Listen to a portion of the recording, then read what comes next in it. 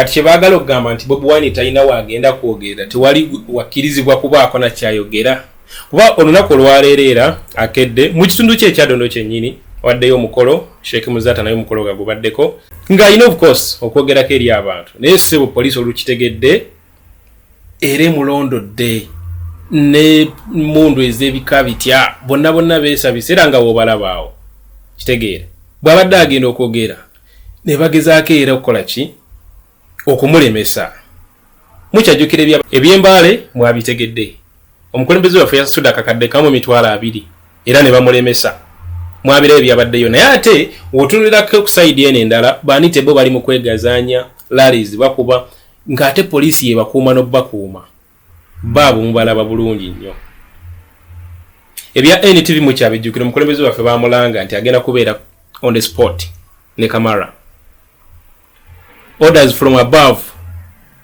ne balagira NTV cancelling show NTV negena ne deletinga post season na ku Twitter ku Facebook ku wonna we yali yalanze show eyo ya Bobi Wine gye agenda okubeerako ku NTV zona posts ne bazideletinga yo ne posters zona ne bazideletinga yo radios tebakyamukiriza kugendako okubaako kyayogera oba ku functioning eyo nayo tebakyamukiriza kati bagamba nti no talina wagenda kwogera mu mugamba nti ate akalulu kabeere scientific kati what is this nonsense you know family ya bulwadda kitalo nnyo kitalo ddala ine wankubadde n'embeera tewa kitiibwa yadde eddiini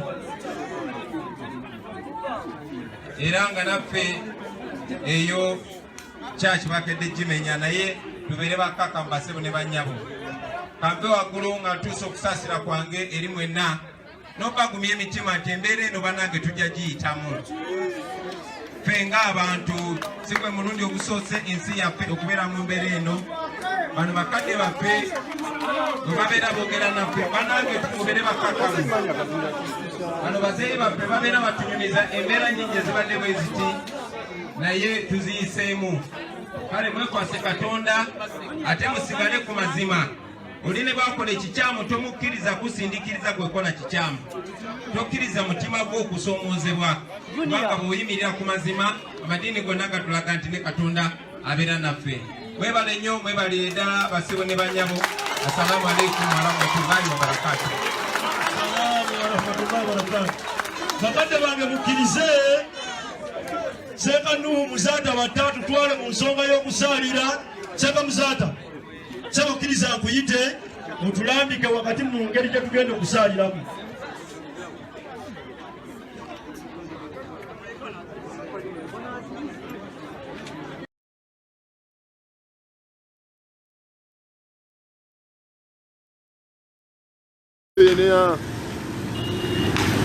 Polisi ekumye ekiyagi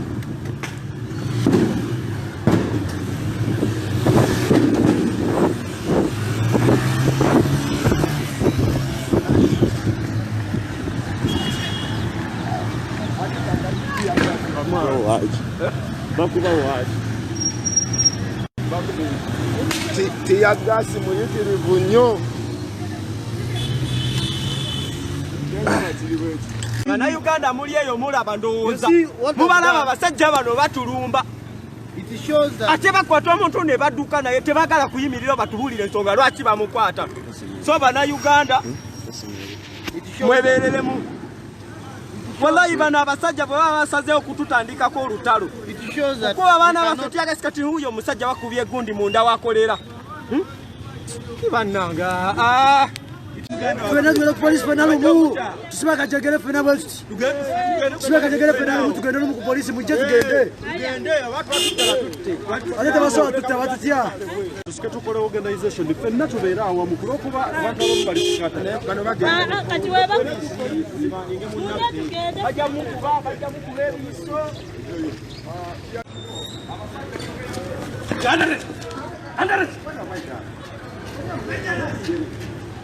it!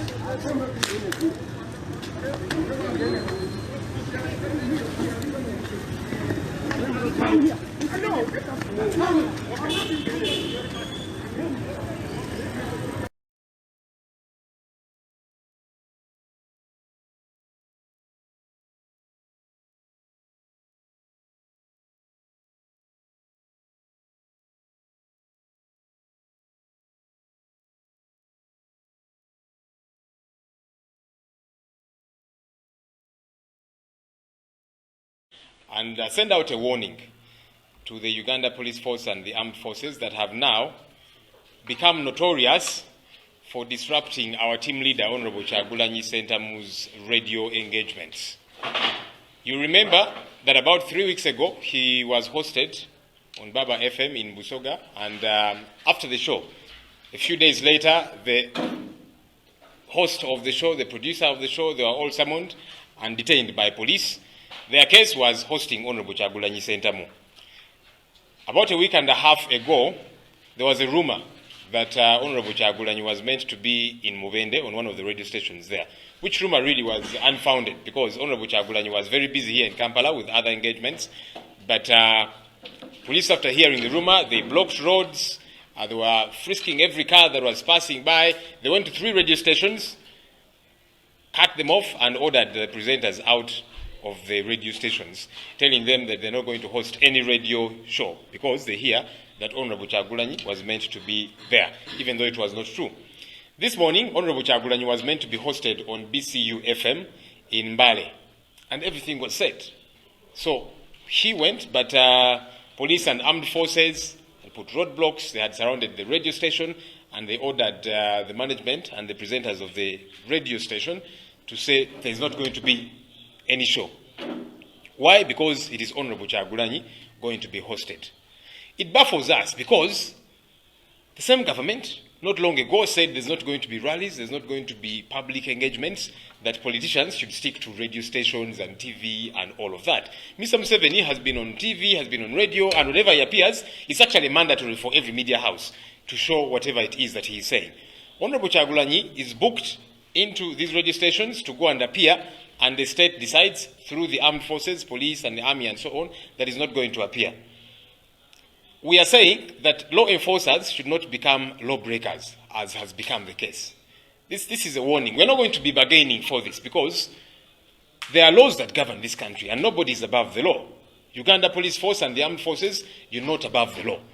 And what we are going to be doing going forward, we are going to go after individual officers that are frustrating Honorable Kyagulanyi's efforts to speak and engage in the media space, because government has said we can only engage therein. So why is there a situation of it's okay for some, the Musevenis, to engage on radio and TV, but it's not okay for Honorable Kyagulanyi Ssentamu to engage in the media? We are saying that what's good for the goose should be good for the gander. And really, a message again to Mr. Museveni and his government, stop living in fear, because this really is a sign of fear. You know, for starters, they said he cannot go on stage. A man who all he has is a microphone, he doesn't have a gun. Mr. Museveni shot his way to power. Honorable Kyagulanyi, all he has is a microphone. They said, no, you cannot go on stage. No, you cannot hold consultations. Meantime, during consultations, there was no COVID-19. Now, no, you cannot hold rallies. They say you've got to use radio stations and TV, but no, you cannot go to radio stations and all of that. So this is a sound warning to police and the other armed forces that have become notorious for breaking the law.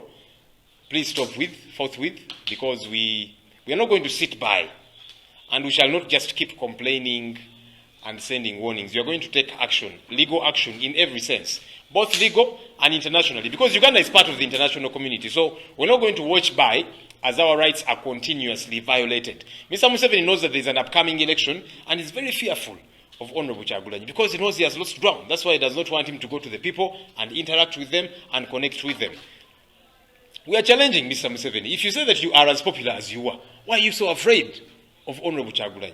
Why can't you let him go out there to radio shows? Because you're saying there will be no public rallies because of COVID-19. And you said TVs and radio stations will be the ones that get to be used. Why are you so afraid, Mr. Museveni?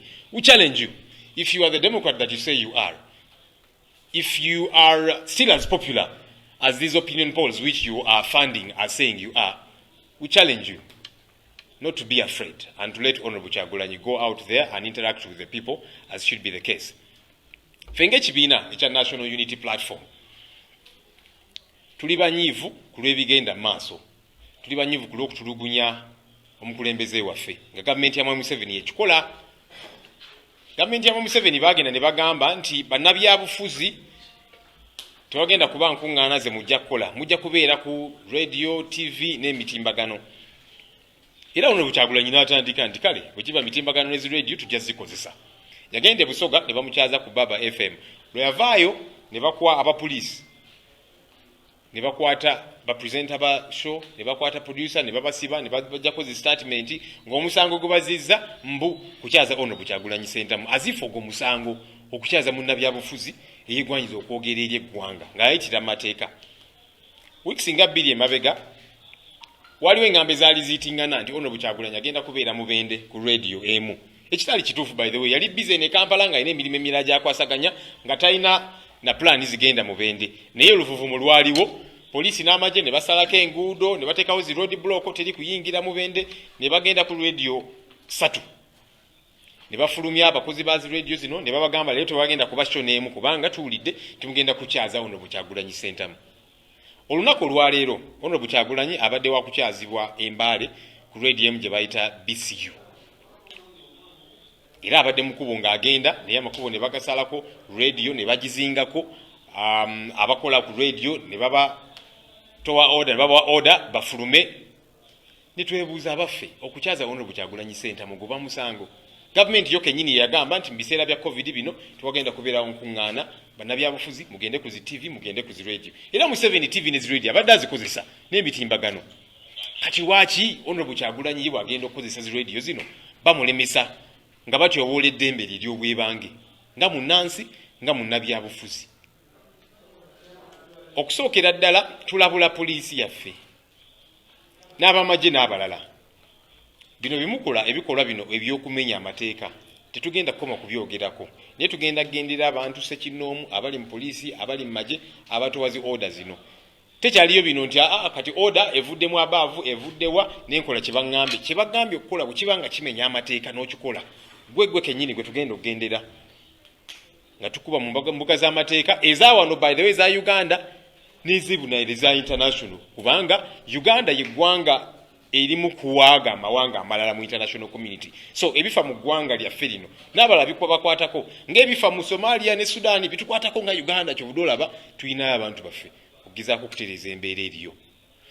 Mwami Museveni tumusoomooza kubanga kino kiragira ddala nti afunye akati era nga mu butuufu atya ono Kyagulanyi Ssentamu kyobudde olaba ye kennyini yagamba nti ono Kyagulanyi tagenda kudda ku stage kuyimba. Ono Kyagulanyi ekyokulwanyisa kyayina muzindaalo bamuseveni bakozesa mundu kati owe mundu ati owo muzindaalo. Juzi ono Kyagulanyi bwe yali atandika okukola consultations ze ne bagamba nedda tewali kola consultations Kyagulanyi tetujja mukkiriza kugenda eri abantu kubanga bwagenda abagula amaaso ababuusa abalaga ekituufu. Tewaliwo COVID-19 tewaliwo corona nene bagamba togenda zikuba enkuŋŋaana basooka kwekwasa kati esooka mugenda gikuba mu kisaawe nedda tikikirizibwa mugenda kubeera mu hall bwe twagenda erira nga tulina kubeera mu hall era ne bagaana nga bafunayo zirwekwaso. Ekyo kiraga nti Mwami Museveni afunye akatengo kubanga yeyagambye nti teri nkuŋŋaana mujja kubeera ku zi TV ne ku zi radio ye azigendako naye tayagala ono Kyagulanyi azigendeko.